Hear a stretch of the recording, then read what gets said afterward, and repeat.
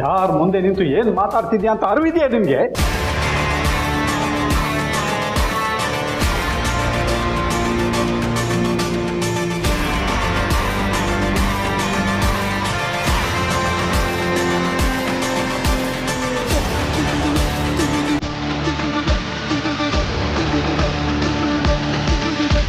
ದಯವಿಟ್ಟು ಕ್ಷಮಿಸ್ಬೇಡಿ ಅತ್ತೆಮ್ಮ.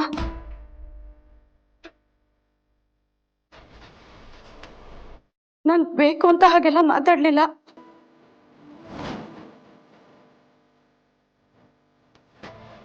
ಮಗು ಹುಷಾರಿಲ್ಲ ಅಂತ ಗೊತ್ತಾಗ್ತಿದ್ದಾಗೆ ನನಗೆ ತಡ್ಕೊಳ್ಳೋದಕ್ಕಾಗ್ಲಿಲ್ಲ.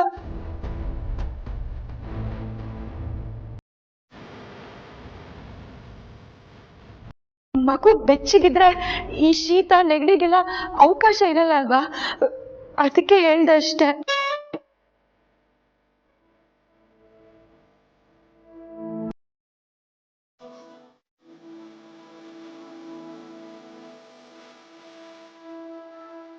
ನನ್ನ ಮಡ್ಲು ಖಾಲಿ ಅತ್ತೆಮ್ಮ.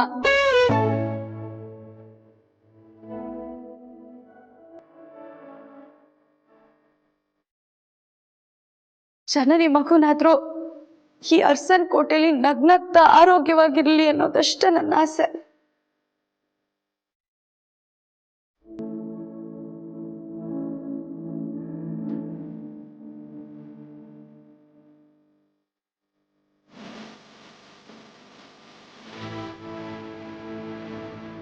ಜನನಿ, ದಯವಿಟ್ಟು ನನ್ನ ಮಾತನ್ನ ತಪ್ಪಾಗಿ ತಿಳ್ಕೊಬೇಡ. ನನ್ನ ಕ್ಷಮಿಸ್ಬಿಡು.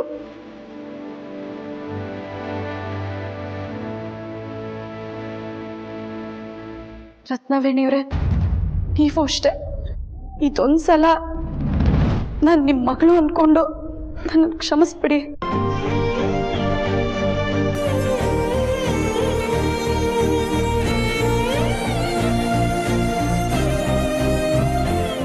ನೋಡಿ, ಇತ್ತೀಚೆಗೆ ನನ್ನ ನಡವಳಿಕೆಯಿಂದ ನೀವೆಲ್ಲರೂ ಏನು ಅನ್ಕೋತಿರ್ಬೋದು ಅಂತ ನಾನು ಕಲ್ಪಿಸ್ಕೊಳ್ಬಲ್ಲೆ. ಆದರೆ ಇದನ್ನೆಲ್ಲ ನಾನು ನಿಮ್ಮ ಮನಸ್ಸಿಗೆ ನೋವು ಮಾಡಬೇಕು ಅಂತ ಮಾಡ್ತಾ ಇಲ್ಲ. ಮಗು ಚೆನ್ನಾಗಿರ್ಲಿ, ಮಗು ಆರೋಗ್ಯವಾಗಿರ್ಲಿ ಅನ್ನೋದಷ್ಟೇ ನನ್ನ ಕಾಳಜಿ.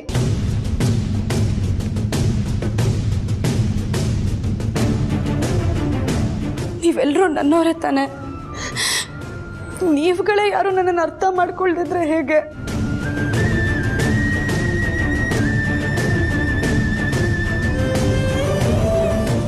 ನಾನು ಅರ್ಥ ಮಾಡ್ಕೊತೀನಿ. ಬರೀ ನಿನ್ನ ತಂದೆಯಾಗಿ ಅಲ್ಲ, ಇಡೀ ಅರಸನ ಕೋಟೆಯ ಹಿತಚಿಂತಕನಾಗಿ ಎಲ್ಲ ಕೊನೆ ಅಂತ ನಾನು ಹಾಡ್ತೀನಿ. ಬಾ ನನ್ನ ಜೊತೆ.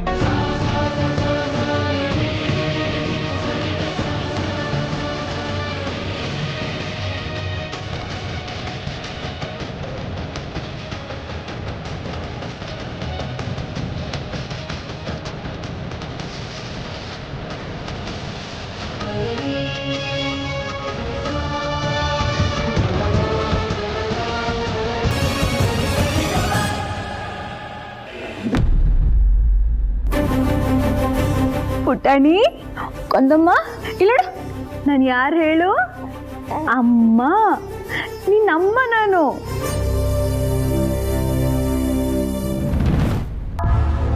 ನಾನು ನಿನ್ನಮ್ಮ. ನಿನ್ನ 9 ತಿಂಗಳು ನನ್ನ ಹೊಟ್ಟೆಲಿ ಇಟ್ಕೊಂಡು ನಿನಗೆ ಜನ್ಮ ಕೊಟ್ಟಿದ್ದೀನಿ.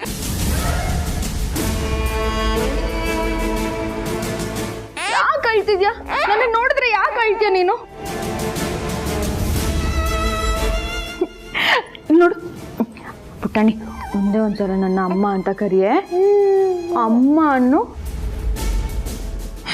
ಅಮ್ಮ ಅಂತ ಕರಿಯೇ. ಅಮ್ಮ ಅನ್ನು.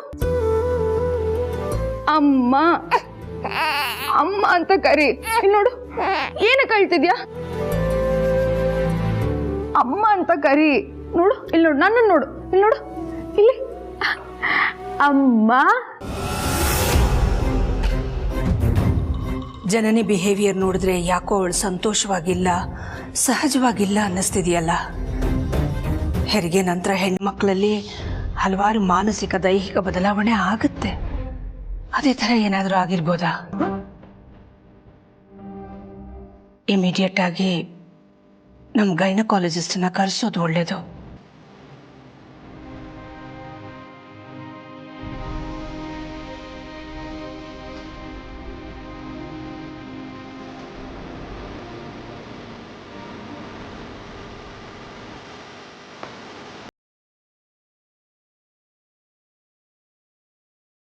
ಹಲೋ, ನಮಸ್ತೆ ಡಾಕ್ಟರ್.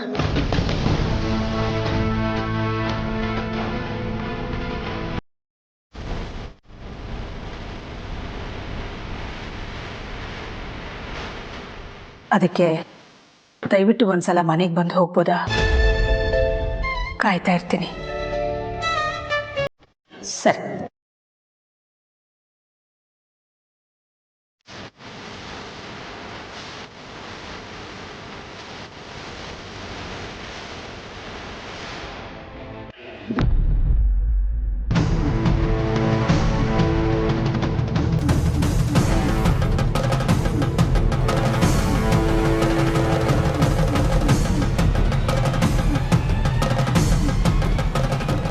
ಸಾರಥಿ, ಏನು ಹೇಳ್ತಾ ಇದ್ದೀರಾ? ನಾನು ಪಾರು ಈ ಮನೆ ಬಿಟ್ಟು ಹೊರಡಬೇಕು ನೀವು.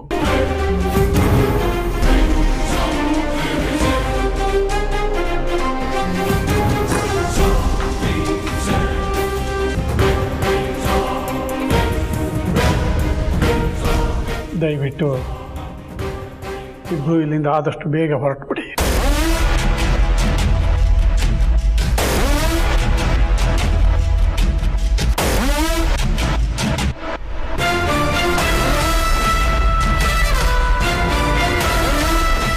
ಹೊರಟು ಬಿಡಿ ಅಂದ್ರೆ ಎಲ್ಲಿಗಪ್ಪ ಹೋಗೋದು?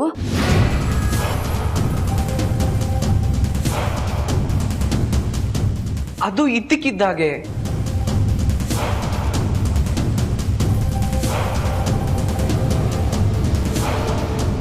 ನಮ್ಮಿಂದ ಏನಾದರೂ ತಪ್ಪಾಗಿದೆಯಾ ಸಾರಥಿ? ಇಲ್ಲ, ವಾತಾವರಣದಲ್ಲಿ ಅಲ್ಪ ಸ್ವಲ್ಪ ಬದಲಾವಣೆ ಆಗ್ತಿದ್ದ ಹಾಗೆ ಮಗುವಿನ ಆರೋಗ್ಯದಲ್ಲೂ ಬದಲಾವಣೆ ಆಗೇ ಆಗೋದು ಸಹಜ. ಏನ್ ಸಹಜ ಅತ್ಯಮ್ಮ? ನಿಮ್ಗೆ ಅದೆಲ್ಲ ಗೊತ್ತಾಗೋದಿಲ್ಲ, ಸುಮ್ಮನಿರಿ. ನನ್ನ ಮಡ್ಲು ಖಾಲಿ ಅತ್ಯಮ್ಮ. ಜನನಿ ಮಗುನಾದ್ರೂ ಈ ಅರ್ಸನ್ ಕೋಟೆಯಲ್ಲಿ ನಗ್ನಗ್ತಾ ಆರೋಗ್ಯವಾಗಿರ್ಲಿ ಅನ್ನೋದಷ್ಟೇ ನನ್ನ ಆಸೆ. ನೀವೆಲ್ಲರೂ ನನ್ನವರೇ ತಾನೆ. ನೀವುಗಳೇ ಯಾರು ನನ್ನನ್ನು ಅರ್ಥ ಮಾಡ್ಕೊಳ್ದಿದ್ರೆ ಹೇಗೆ? ಎಲ್ಲ ಕೊನೆ ಅಂತ ನಾನು ಹಾಡ್ತೀನಿ. ಬಾ ನನ್ನ ಜೊತೆ.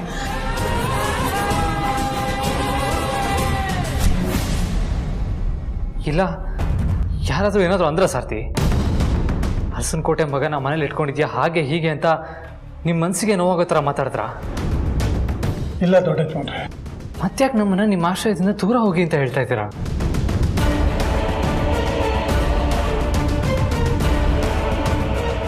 ಅಮ್ಮನೇ ನಮ್ಮನ್ನ ಮನೆಯಿಂದ ಆಚೆ ಕಳಿಸಿದಾಗ ಕೈ ಹಿಡ್ಕೊಂಡ್ಬಂದು ಆಶ್ರಯ ಕೊಟ್ಟರು ನೀವೇ ತಾನೇ?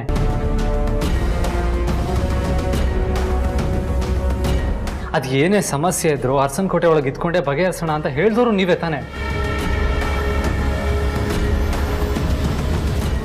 ಅರಸನಕೋಟೆಯಿಂದ ಹೊರಗಡೆ ಹೋಗಿ ಮೂರನೇವ್ರಿಗೆ ನಮ್ಮ ಮನೆತನದ ಗುಟ್ಟನ್ನ ಬಿಟ್ಕೊಡ್ಬಾರ್ದು ಅಂತ ನಮ್ಮನ್ನ ತಡೆದವರು ನೀವೇ ತಾನೇ? ಅಲ್ಲ ಅಪ್ಪ, ಈ ಗೇಟ್ ಬಿಟ್ಟು ಹೊರಗಡೆ ಹೋಗೋಗಿಲ್ಲ ಅಂತ ಹೇಳಿದೆ. ಇವಾಗ ನೋಡಿದ್ರೆ ಮನೆ ಬಿಟ್ಟು ಹೋಗಿ ಅಂತ ಹೇಳ್ತಿದ್ಯಲ್ಲ. ಅಖಿಲಮ್ಮ ಎಲ್ಲರೂ ಇರೋ ದೊಡ್ಡ ಮನೆಗೆ ಹೋಗಿ ಅಂತನಾ? ಇಲ್ಲ ಕಣಿ, ಸಾರಥಿ ಅದನ್ನೆಲ್ಲ ಹೇಳ್ತಾ ಇರೋದು.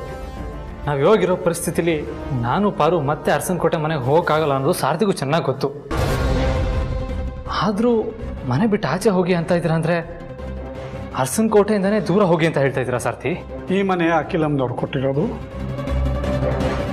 ಈ ಮನೆಯಿಂದ ಹೊರಡಿ ಅಂತ ಹೇಳ್ಬೋದು, ಆದರೆ ಅರಸನಕೋಟೆ ಗೇಟಿಂದ ಹೊರಡಿ ಅಂತ ಹೇಳುವ ಹಕ್ಕು ನನಗಿಲ್ಲ.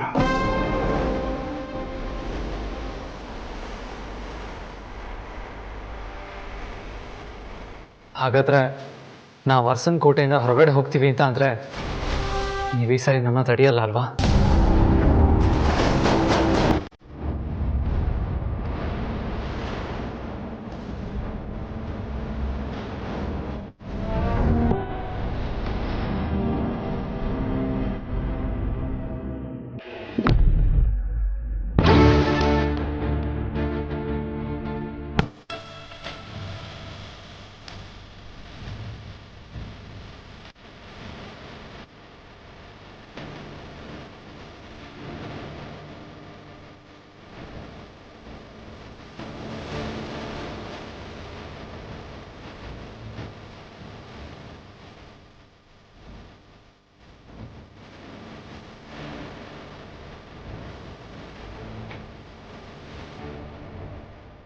ಅಖಿಲ ಮೇಡಮ್ ಹೇಳ್ತಿದ್ರು, ಇತ್ತೀಚೆಗೆ ನೀವು ತುಂಬ ಟೆನ್ಷನ್ ಮಾಡ್ಕೊತಿದ್ದೀರಂತೆ. ಯಾಕೆ, ಏನಾಯಿತು?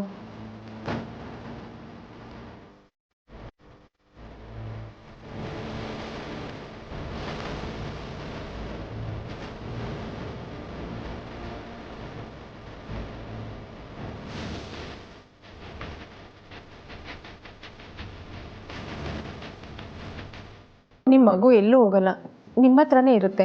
ಟೆನ್ಷನ್ ಮಾಡ್ಕೊಬೇಡಿ, ಏನೂ ಆಗಲ್ಲ. ನಾನು ತಡಿತೀನಿ ಬಾವ, ನೀವಿಬ್ರು ಎಲ್ಲೂ ಹೋಗೋಗಿಲ್ಲ. ನೀವಿಬ್ರು ಯಾವಾಗಲೂ ನಮ್ಮ ಜೊತೆನೇ ಇರಬೇಕು. ಗಣಿ, ನಿನಗೆ ಅರ್ಥ ಆಗಲ್ಲ, ಸುಮ್ಮನಿರು. ಕಣ್ಮುಂದೆ ನಡೀತಿರೋದನ್ನ ಅರ್ಥ ಮಾಡ್ಕೊಳ್ದೇ ಇರೋಷ್ಟು ಚಿಕ್ಕವನಲ್ಲ ಅಪ್ಪ ನಾನು.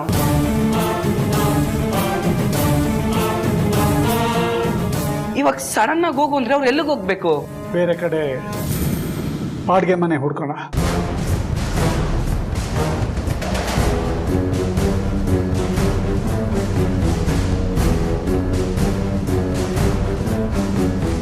ಅಲ್ಲಿಗೆ ಅಕ್ಕ ಭಾವನ ಇಲ್ಲಿಂದ ಸಾಗಾಕ್ಬೇಕು ಅಂತ ಡಿಸೈಡ್ ಮಾಡ್ಬಿಟ್ಟಿದ್ಯಾ?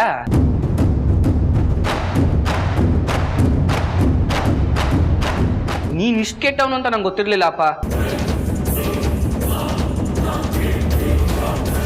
ಗಣಿ,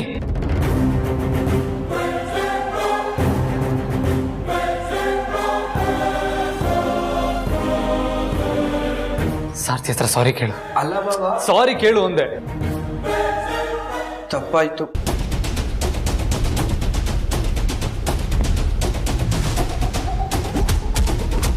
ನನ್ನಿಂದ ಆಗ್ತಿರೋದು ತಪ್ಪೇ.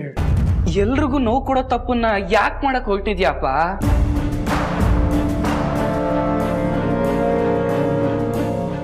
ನಿನಗೆ ನಿಜವಾಗ್ಲೂ ಭಾವನ ಮೇಲೆ ಗೌರವ ಇದ್ರೆ ಏನು ಅಂತ ಹೇಳು.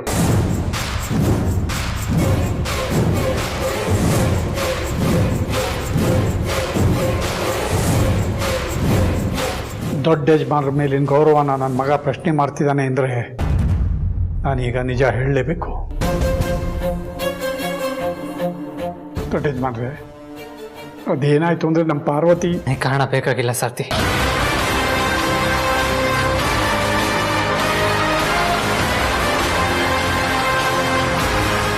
ನೀವು ಇಲ್ಲಿಂದ ಹೊರಡಿ ಅಂತ ಹೇಳಿದ್ರಿ.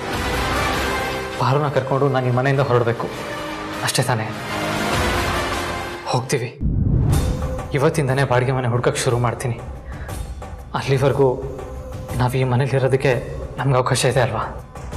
ಅಂಥ ಮಾತೆಲ್ಲ ಆಡ್ಬಿಟ್ಟು ದೊಡ್ಡ ಯಜಮಾನ್ರೆ, ಕೇಳೋದಕ್ಕೆ ತುಂಬ ಕಷ್ಟ ಆಗುತ್ತೆ.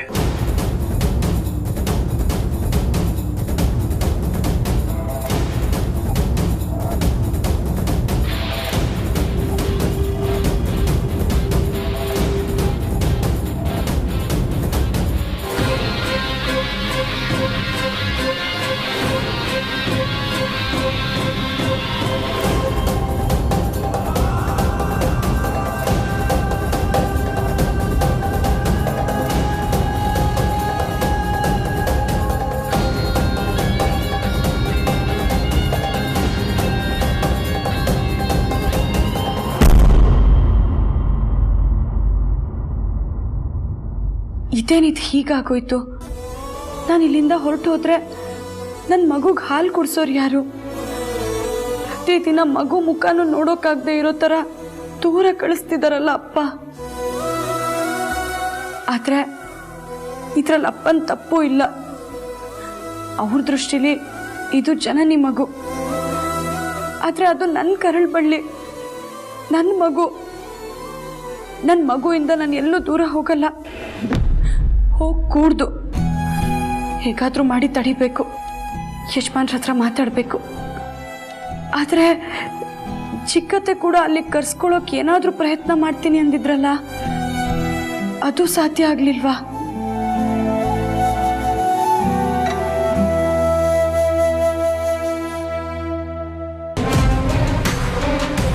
ಡಾಕ್ಟರ್, ಏನಾಗಿದೆ ನಮ್ಮ ಜನನಿಗೆ? ಬಾಣಂತಿ ಸನ್ನಿ.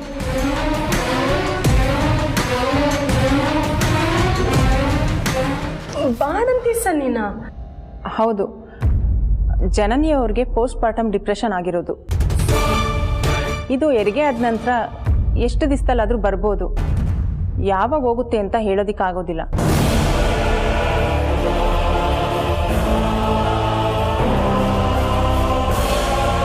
ಯಾವಾಗ ಬೇಕಾದರೂ ಬರ್ಬೋದು, ಎಷ್ಟು ವರ್ಷಗಳಾದರೂ ಇರ್ಬೋದು.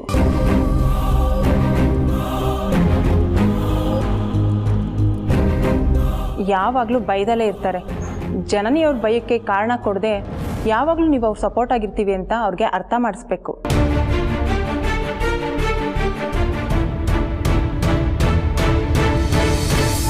ಹಾಗೆ ಅವ್ರಿಗೆ ಕೊಟ್ಟಿರೋ ಮೆಡಿಸನಲ್ಲಿ ಇದನ್ನೆಲ್ಲ ಸೇರಿಸೇ ಕೊಟ್ಟಿರೋದು.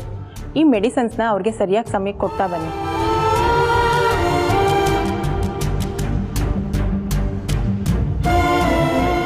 ಮತ್ತೆ ಜನನಿಗೆ ಹೆರಿಗೆ ಆಗಿ ಇಷ್ಟು ದಿನ ಆಯಿತು, ಮೊದಲಿದನ್ನು ನಮ್ಮ ಗಮನಕ್ಕೆ ತರಲೇ ಇಲ್ಲ, ನೀವು ನಮಗೆ ಹೇಳಲೇ ಇಲ್ಲ, ಈಗ ಹೇಳ್ತಿದ್ದೀರಲ್ಲ. ಮೇಡಮ್, ಜನನಿಯವ್ರ ಡೆಲಿವರಿ ಟೈಮಲ್ಲಿ ನಿಮ್ಮ ದೊಡ್ಡ ಸೊಸೆ ಪಾರ್ವತಿಯವ್ರ ಮಗು ಕಳ್ಕೊಂಡಿದ್ದು ದುಃಖದಲ್ಲಿದ್ರಿ. ಅದಕ್ಕೆ ಪ್ರೀತಮ್ ಅವ್ರಿಗೆ ಮೊದಲೇ ಎಚ್ಚರಿಸಿದ್ವಿ.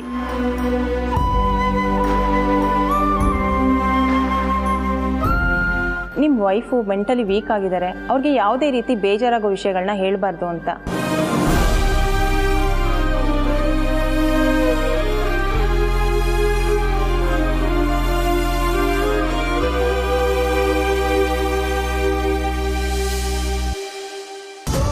ಡಾಕ್ಟ್ರೇ, ನನ್ನ ಮಗಳಿಗೆ ಈ ಬಾಣಂತಿ ಸನ್ನಿ ಆಗಿರೋದಕ್ಕೆ ಏನು ಕಾರಣ? ಜನನಿಯವರು ಮೊದಲೇ ಡೆಲಿವರಿ ಆತಂಕದಲ್ಲೇ ಇದ್ದರು, ಮಗು ಆರೋಗ್ಯವಾಗಿ ಹುಟ್ಟುತ್ತೋ ಇಲ್ವೋ ಅಂತ. ಆದರೆ ದೇವ್ರ ದಯೆಯಿಂದ ಮಗು ಆರೋಗ್ಯವಾಗಿ ಅವ್ರ ಕಣ್ಮುಂದೆ ಇರೋದು ನೋಡಿ ಅವರು ಸಮಾಧಾನವಾಗೇ ಇದ್ದರು. ಆದರೆ ಈಗ ಮತ್ತೆ ಅವ್ರಿಗೆ ಮಗು ವಿಷಯದಲ್ಲಿ ಇನ್ಸೆಕ್ಯೂರಿಟಿ ಫೀಲ್ ಆಗಿದೆ. ಅದಕ್ಕೆ ಅವರು 1 ತಿಂಗಳೂ ಆಗದೆ ಇರೋ ಮಗುನ ಅಮ್ಮ ಅನ್ನು ಅಂತ ಹೇಳ್ತಾ ಇರೋದು.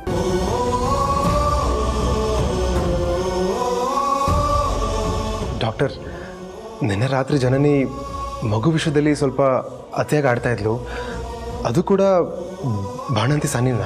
ಅತಿ ಅಂದರೆ?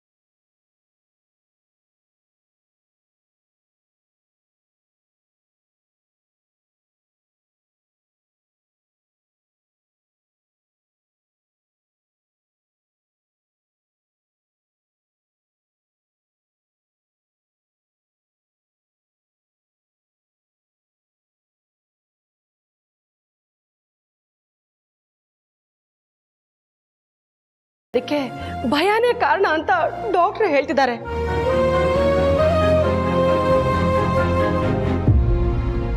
ಅದಕ್ಕೆ ಪಾರ್ವತಿ ಮಗು ಹತ್ರ ಬಂದಾಗ್ಲೆಲ್ಲ ಜನನಿ ಭಯ ಪಡ್ತಾ ಇದ್ದಿದ್ದನ್ನ ನಾನು ಗಮನಿಸಿದ್ದೀನಿ.